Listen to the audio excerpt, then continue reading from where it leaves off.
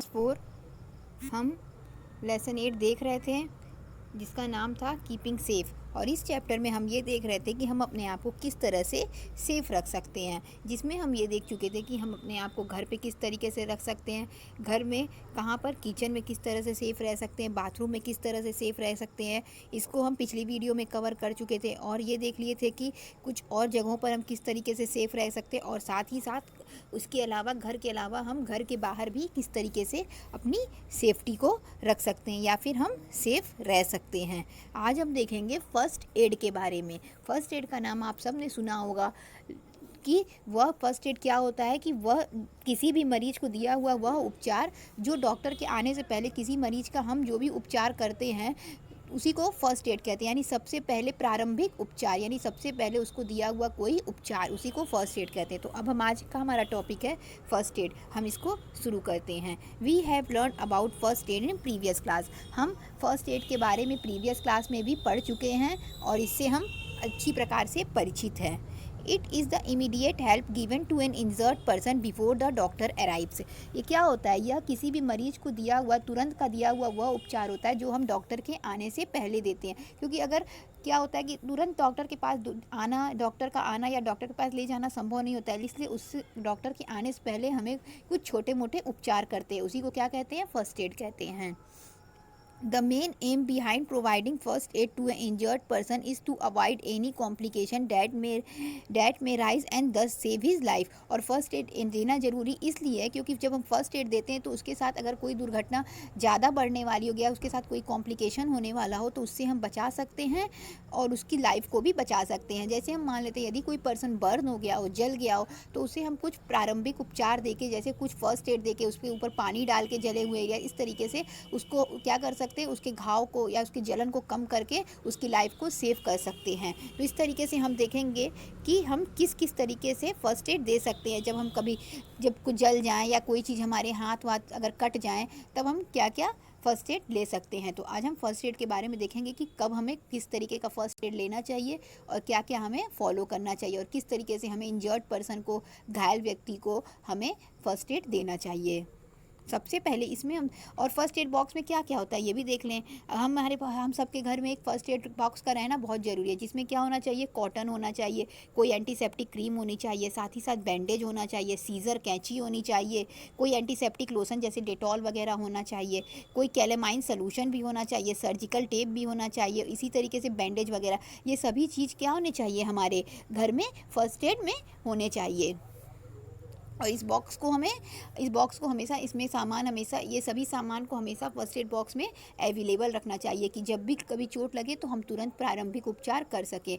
तो अब हम देखेंगे कि अगर first aid for cuts and wounds, अगर कहीं हाथ कट जाता है या हमारे शरीर के किसी हिस्से पे कुछ कट हो जाता है तो हम किस तरीके से इंजर्ड पर्सन को फर्स्ट एड देंगे। यदि हमारे किसी जानने वाले को कुछ कट हो जाता है, हाथ कट जाता है, उसके पैर में चोट आ जाती है, कट जाता है, किसी चीज़ से कट जाता है, तो हम उसे किस तरीके से फर्स्ट एड देंगे उसके बारे में देखते हैं, जिसे हम पॉइंट वाइज देखेंगे। सबसे पहला पॉइंट देखते हैं, wash your hand properly before treating the cut और वाउंड। जो चोट लगी हुई है या जो कट है उसको ट्रीटमेंट करने से पहले सबसे पहले हमें अपने हाथों को कायदे से धुल लेना चाहिए। क्यों? क्योंकि हाथों को धुल देने से इन्फेक्शन का खतरा कम हो जाता है। Clean the area with an antiseptic solution. फिर एंटीसेप्टिक सोल्यूशन की सहायता से जिस जगह पर चोट लगी है उसको साफ़ करना चाहिए। For a minor cut put A adhesive bandage. जब छोटे मोटे कट हैं तो वहाँ पे क्या लगा देना चाहिए? एक चिपकने वाले बैंडेज को लगा देना चाहिए। For a deeper cut apply an antiseptic cream and then a cotton swab और स्क्वीज ऑन इट। और यदि गहरा कटा हुआ, यदि थोड़ा सा कटा है तो उस पर हम क्या कर सकते हैं? बैंडेज लगा सकते हैं। और यदि बहुत ज़्यादा डीप कटा है तो उस पर हम सबसे पहले एंटीसेप्टिक क्रीम लगाएंगे, फिर उसके ऊपर रुई लगाएंगे और उसके बाद उसको बैंडेज करेंगे। देन टाई ए बैंडेज और secure it with surgical tape. तो क्या करेंगे? उस पर हम बैंडेज लगा के उसके बाद जो चिपकाने वाला सर्जिकल वाइट कलर का टेप होता है उससे चिपका देंगे, जिससे वो पट्टी ऊपर नीचे ना हो। If a person is badly hurt, यदि किसी पर्सन को बहुत ज़्यादा चोट लग गई है, make the person lie down with a wounded part slightly elevated. तो क्या करेंगे? उस पर्सन को हम थोड़ा सा लेटा देंगे wrap some ice cube in towel and put it on the wound to stop bleeding. और क्या करेंगे, एक टॉवल में कुछ बर्फ़ के क्यूब्स ले लेंगे और उसको उस जगह पर जहाँ पर उसको चोट लगी है वहाँ पे रखेंगे, जिससे क्या हो, धीरे धीरे जो उसकी ब्लीडिंग है वह कम हो जाए, यानी खून निकलना कम हो जाए। When bleeding stop apply an antiseptic cream and tie A bandage. और जब उसका खून निकलना कम हो जाए तो वहाँ पे एंटीसेप्टिक क्रीम लगा के फिर उसको बैंडेज से बांध देंगे। कॉल अ डॉक्टर इमीडिएटली, और उसके बाद तुरंत क्या करेंगे, डॉक्टर को बुलाएंगे। तो ये सभी फर्स्ट एड क्या थे, यदि किसी पर्सन को हमारे जानने वाले यदि किसी पर्सन को किसी को चोट लग जाती है हमारे जानकारी में, तो हम उसको इस तरीके से फर्स्ट एड दे सकते हैं। अब दूसरा देखते हैं, फर्स्ट एड फॉर बर्न। यदि हमारे जानने में कोई जल जाता है तो हम उसको किस तरीके से फर्स्ट एड दे सकते हैं, इसको देख लेते हैं। इन case of a minor burn wash the burned area with A cold running water. यदि हल्का फुल्का जला है तो हमें क्या करना चाहिए कि जो जले हुए भाग है उसको बहते हुए ठंडे पानी के सामने कर देना चाहिए, यानी टैप वाटर के सामने कर देना चाहिए उसके हाथ को। यदि उसका हाथ जल गया हो या उसका पैर जल गया, यानी जो भी उसका बर्नड एरिया है उसको पानी के मानी ठंडे पानी जो टैप में से निकलता है उसके आगे कर देना चाहिए, उससे धुलना चाहिए। Dipping the burned area in cold water और putting an ice pack to relieve the irritation. और क्या करना चाहिए कि जो एरिया जल गया है वहाँ पे बर्फ़ से सिकाई करनी चाहिए और साथ ही साथ उस पर पानी डालना चाहिए, जिससे क्या हो कि उस पर्सन का जो जलन है वो कम हो, क्योंकि जलने पे क्या होता है, बहुत ज़्यादा जलन होने लगता है। अप्लाई एन एंटीसेप्टिक क्रीम और calamine solution on the burned area, do not bandage. क्या करना चाहिए कि जो जला हुआ जगह है वहाँ पे कैलेमाइन सोल्यूशन आता है या कोई एंटीसेप्टिक क्रीम आता है, इन दोनों में से जो हम वो आसानी से अवेलेबल हो जाए उसको लगा देना चाहिए और कभी भी जले हुए भाग को बैंडेज नहीं करना चाहिए। Do not apply a butter और oil on the burned area as it may get affected. और कभी भी जले हुए जगह पे बटर हो गया या फिर तेल हो गया, बटर तेल ये सब कभी नहीं लगाना चाहिए, इससे क्या होता है, इन्फेक्शन का खतरा बढ़ जाता है। Do not try to burst और ब्रेक्स द ब्लिस्टर्स। और जो फपोले पड़ जाते हैं उन्हें फोड़ने की भी कोशिश नहीं करनी चाहिए। Take medical help for major burn. और यदि बहुत ज़्यादा बर्न हो गया, मेजर ज़्यादा बर्न हो गया, तो मेडिकल हेल्प लेनी चाहिए और डॉक्टर की हेल्प लेनी चाहिए। First aid for insect bite. कभी कभी क्या होता है कि मधुमक्खी वगैरह होती है तो वो क्या करती हैं, वो काट लेती हैं, तो उसके लिए हमें क्या फर्स्ट एड लेना चाहिए, इसको देख लेते हैं।